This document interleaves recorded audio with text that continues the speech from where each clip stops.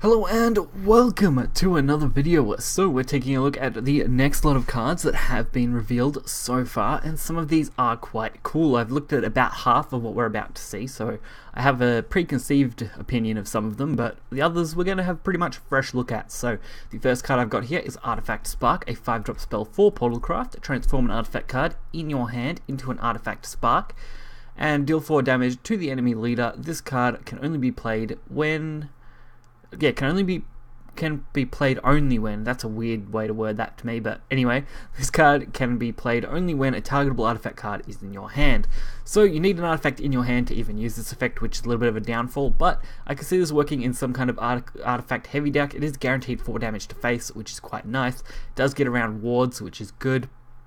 5 makes it a little awkward though. I probably would have liked to see this at maybe 4, but then again, that could make it broken, so... it's definitely an interesting card. It gives me the Rune cards vibe, the Chain Lightning. Similar sort of effect style, just, you know, obviously in a different form, flavor for Portal. And that's about it on that one. So, the next card, of course, looking pretty good so far. Jessica Cheerful Cannoneer, 3-drop, 3/2, Bronze Portalcraft card. Fanfare, give it +1 and +0 to an allied Portalcraft follower. If that follower can be targeted, the opponent can only target that follower. So this is another pretty nice card, especially since it is a guaranteed target, meaning you are creating something that has to be killed before this can actually be killed. So 3-drop, 3/2 is an okay stat line for this, especially with its effect. Giving +1 definitely helps you get more damage in the early game. I can see this working with maybe puppets if you wanted to use them in that kind of way, but most likely in artifacts where you could buff a decent artifact, a low cost one, you play a 2-drop, play this on 3, so on, and work out really nicely. Of course, don't know how that could go overall because artifacts usually are pretty tight on space and don't like cramming things like this in, so you would have to build a pretty interesting deck, I think, to get this to work exactly right and have it be an effective card. Otherwise, I think it's an average bronze card.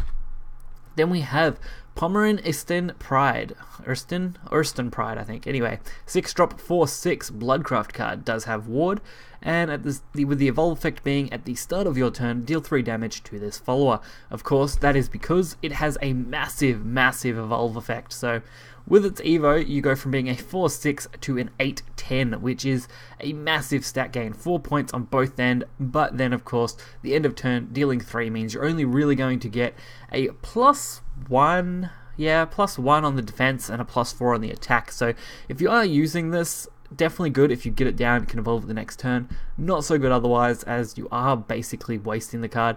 But a 6-drop, 4/6 ward for blood may open up some control options. We'll just have to wait and see.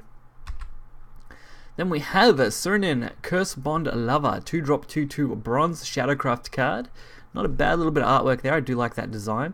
Fanfare Necromancy 6, remove all effects from an enemy follower except changes to its attack or defense.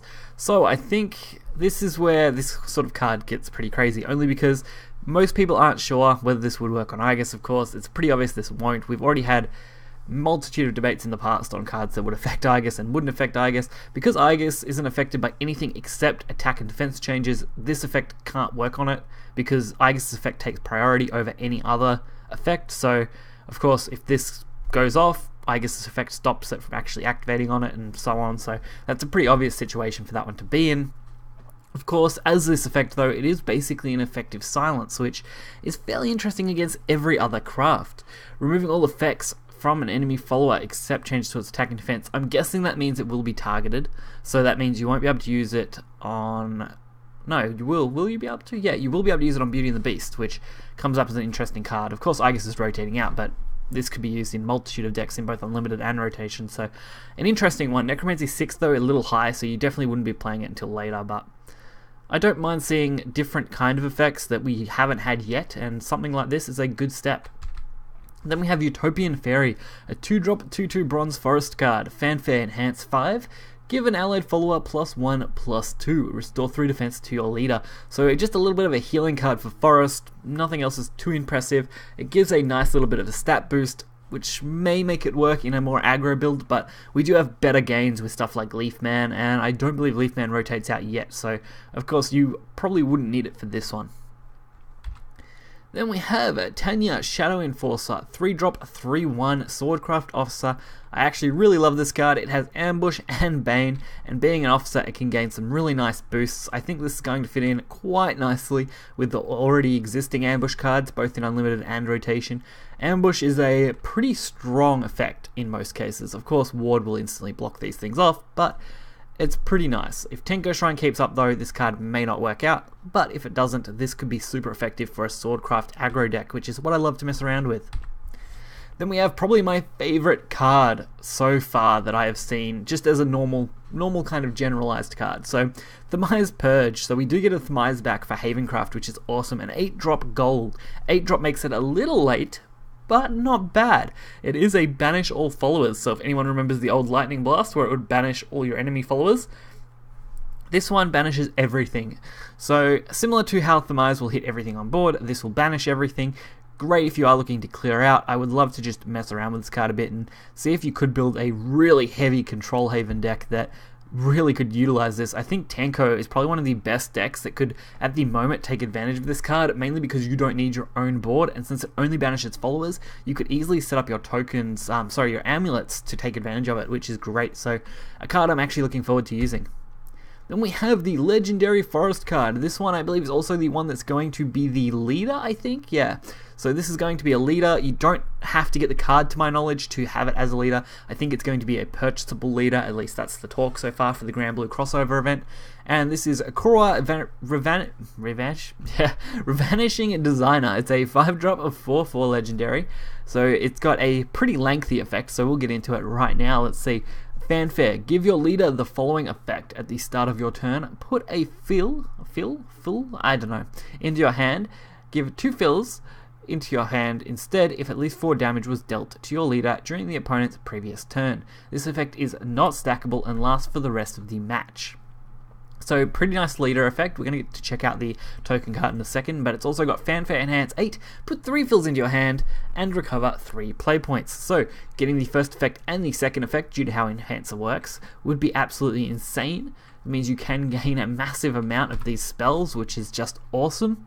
So a 1-drop spell, give an allied follower +0/+1 if you have played at least 4 other fills in this match. That follower can attack twice per turn. So this card, I mean, in Unlimited I could see this being absolutely massive, especially with roaches and stuff, because you can very easily play 4 of these, drop a roach, play another one, all right after that previous turn. Being a 5-drop means you can set this up very, very early into that kind of deck, so it would not be hard to get 5 of these by turn 6 and pull off a roach combo. Or probably not turn 6, sorry, turn 7 we'd say. With other cards, of course, it even makes it more deadly, so I don't mind seeing this card at all. Would be absolutely crazy. Then we have Dragon Sanctum, the 3-drop silver amulet for Dragoncraft. If you have at least 3 play points and overflows active for you, choose. Play this card as either a Trample or a Whirlwind. Countdown 1, last word, gain an empty play point orb. So a nice way to gain a play point orb, I don't mind that as a 3-drop, but it does say if you have at least 3 play points and overflow is active. So that's the important part, because overflow has to be active. This is a good way to generate extra orbs, so we're going to see more ramp in Dragon, which honestly, we're just seeing ramp get in Dragon everywhere, so it's not too surprising. We get the Trample effect, if it's of course in overflow, which is good, so we actually have more uses for this card once you've already reached your overflow status. It's a 3-drop amulet, countdown 1, last word, destroy a random enemy follower, pretty straightforward. And Whirlwind, a 3-drop countdown 1, last word, deal 2 damage to all enemy followers. So this is both a single target clear and a area clear, which could be actually really good, especially if you've already ramped up.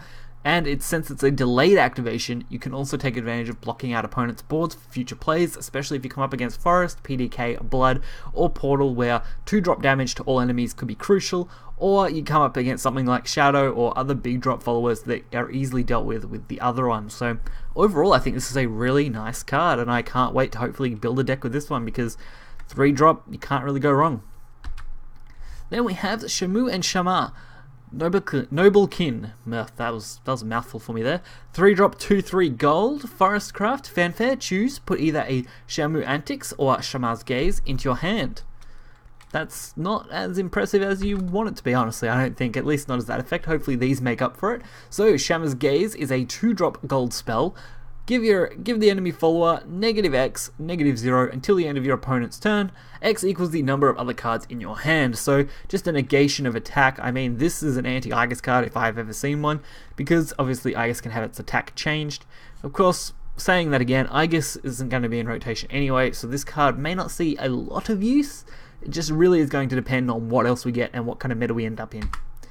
Then we have Shamu's Antics, another 2-drop spell, of course. So deal 2 damage to an enemy follower, restore 2 defense to your leader. This one I think is a little more versatile. It does allow you to easily remove something and heal at the same time. Looks like Forest is getting a nice couple of heals, which could lead to even more of a mid-range to control style deck, instead of going for the more traditional aggro Forest decks.